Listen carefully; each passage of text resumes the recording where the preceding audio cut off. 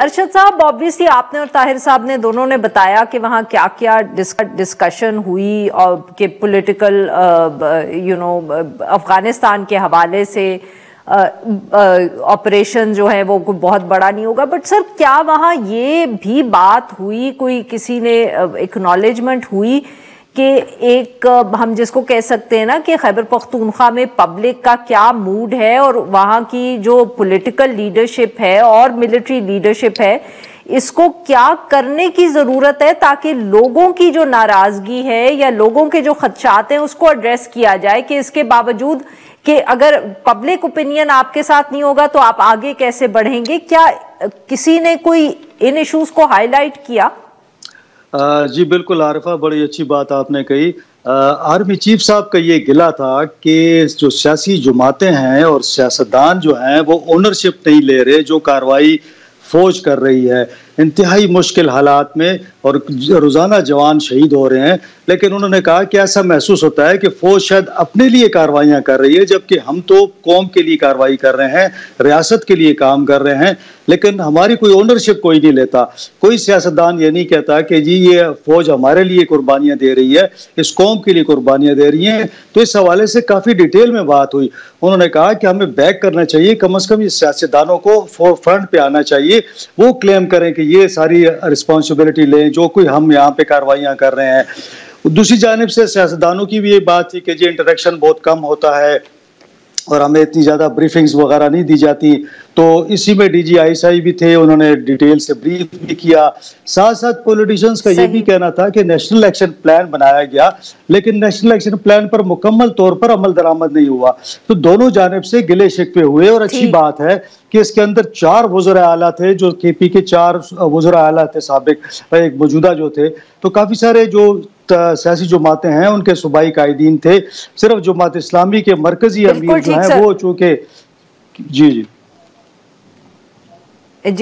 جی طاہر صاحب آپ نے بات سنی ارشد صاحب کی بھی، آپ کو بھی معلوم ہوگا سر، بٹ گلے شکوے بہت اہم ہے، بہت ضروری ہے، بیکاز کمیونیکیشن بہتر کرنے کی بھی ضرورت ہے، پر سر کیا کوئی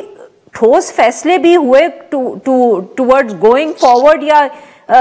صرف دونوں سائیڈز نے جس کو ہم کہہ سکتے ہیں سول ملٹری نے آپس میں اپنے ویوز ہی ایئر کیے؟ were any decisions taken؟ نہیں، یہ تو ڈیسیجن میکنگ باڈی تو ہے ہی نہیں، ایک مشاورتی عمل تھا، اور اچھی بات ہے کہ یہ شروع ہو گیا ہے، اس کا آغاز ہو گیا ہے۔ ممکن ہے کہ خیبر پختونخوا چونکہ وہاں پہ مسئلے ہیں، پیچیدگیاں ہیں، تو اس وجہ سے آغاز وہاں سے ہوا ہے۔ میرے خیال میں دیگر صوبوں میں بھی ہونا چاہیے، بلوچستان میں بہت ضروری ہے، اسی طرح کی ایک نشست مرکز میں بھی ضروری ہے۔ تو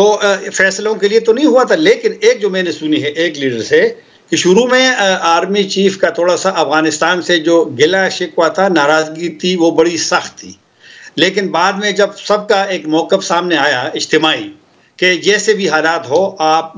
جو مذاکرات کا اور رابطوں کا یہ سلسلہ ختم نہیں ہونا چاہیے، تو بعد میں اسی لیڈر کے بقول جس سے میری بات ہوئی ہے کہ پھر تھوڑی سی اس کے موقف میں نرمی تھی۔ ویسے بھی میں نے سنا ہے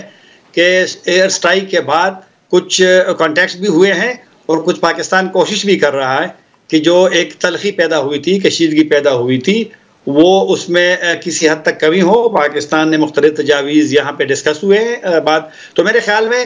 یہ اگر کوئی فیصلہ نہ بھی ہوا ہو یا کچھ اسی ایک نشست میں پیش رفت نہ بھی ہو، لیکن یہ بھی بڑی کامیابی ہے کہ پولیٹیکل لیڈرز اپنی رائے، اپنے مشورے، اپنی تجاویز براہ راست آرمی چیف کو، اور ملک صاحب نے کہا کہ آئی صاحب کی چیف بھی تھے، پھر انٹیریئر منسٹر بھی تھے، میں اس کو ایک اچھا آغاز سمجھتا ہوں، اور یہ سلسلہ یہ جاری بھی رہنا چاہیے۔ اور آپ کی یہ والی بات